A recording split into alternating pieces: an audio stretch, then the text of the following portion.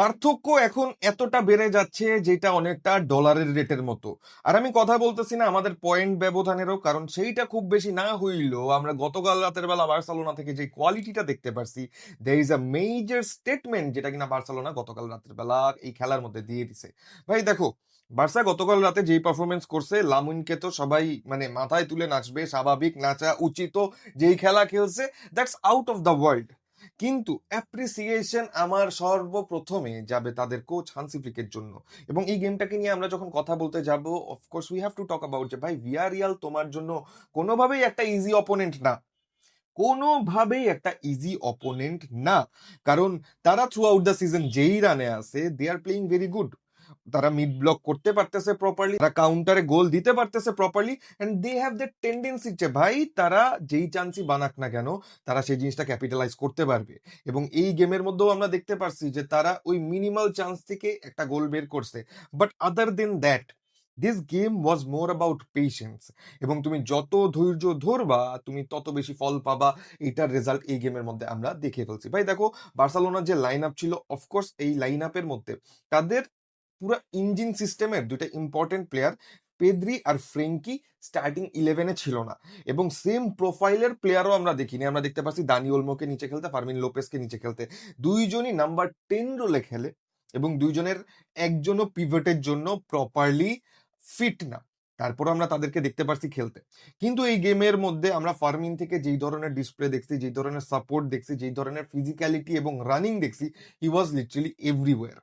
ঠিক আছে, আমি যদি বলতে চাই যে বার্সেলোনার জন্য ভাই এই থ্রু আউট দ্য সিজনে, before Lamine, before Pedri, before Raphinha, before anyone and everyone, who's the most important character, and that is Eric Garcia, not Joan Garcia, that is Eric Garcia. ভাই এরিক গার্সিয়ার এই যে কনসিস্টেন্ট ভালো performance, that is something যেটা কিনা বার্সাকে একটা বিশাল disaster থেকে ধরো যে দূরে রাখতেছে। কারণ ধরো ভিয়ারিয়াল এই প্ল্যানটা নিয়েই নামছিল যে বার্সেলোনা যখন পজিশনালি ডমিনেট করতে চাবে, because that's the only way তারা হচ্ছে কি এই গেমটাতে সাস্টেইন করতে পারতো। কারণ যেহেতু টেম্পো কন্ট্রোলার নাই, সেই হিসাবে বার্সা বলটাকে কন্ট্রোলেই রাখতে হইতো, তাদের বলটাকে ওয়াইডে পুশ করে অ্যাটাকেই থাকতে হইতো, তারা বলটা রাউন্ড আপ করতে পারতো না।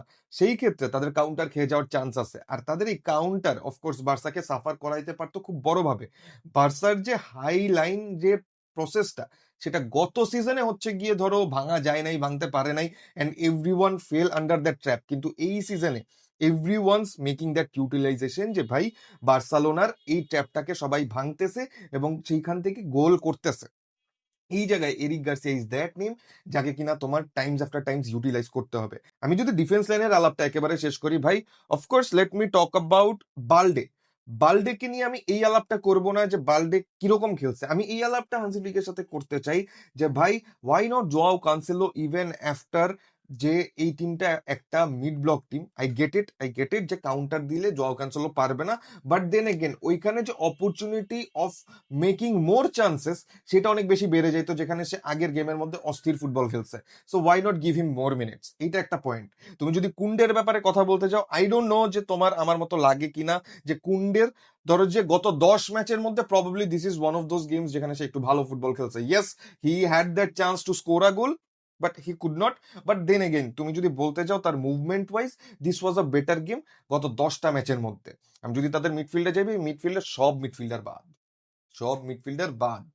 কে ভাই কোন লেভেলে খেলে, কে ভাই কোন পজিশনে খেলে, I don't care. But whatever Pedri did last night, সে যে 2টা গোল বের করছে এবং যেভাবে বের করছে, মানে I am actually in love with that যে ভাই পেদ্রি এক্সিস্ট করতেছে বার্সেলোনা টিমে, because this changes the whole system of Barcelona totally differently.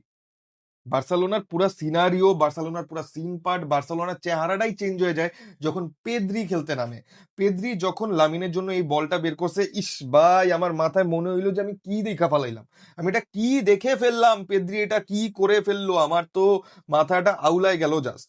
Pedri যে লেভানডস্কির জন্য একটা প্রি অ্যাসিস্ট করছে, সি প্রি অ্যাসিস্ট করছে, অ্যান্ড এই জিনিসটাকে বাই অ্যাকাউন্টেবিলিটিও দেওয়া উচিত যে ভাই পেদ্রি যে বলটা বের করছে, that is something very unusual, যেটা কিনা তুমি সব সময় দেখবা না। ও কুন্ডের জন্য বলটা বের করছে, একটা ইজি ট্যাপিং পাইছে লেভানডস্কি, বাট ও যেভাবে এসে টেম্পো ধরে ফেলছে, অ্যান্ড ইট ওয়াজ লিটারেলি যে ভাই this game is for Pedri. This game is for Pedri. এরকম পেদ্রির জন্য তোমার হাততালি দিতেই হবে। অ্যান্ড আই ডোন্ট নো যে how many midfielders comes close, but he is on a very different level. ও যেভাবে খেলতেছে আমি খুব বেশি প্লেয়ারকে দেখি না যে ভাই এইরকম ভিশনে খেলতে, এইভাবে টেম্পো কন্ট্রোল করতে, with this kind of lungs.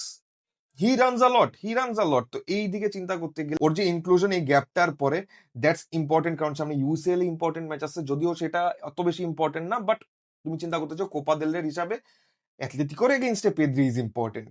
ঠিক আছে, আমরা যদি মিডফিল্ড থেকে আগাই দানি ওলমোর কথা বলতে যাই, ভাই Dani Olmo is not doing good.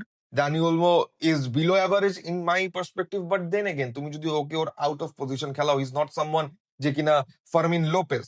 ঠিক আছে, ইজ নট সামওয়ান যে কিনা তোমাকে বাই রানস কভার করে দিবে।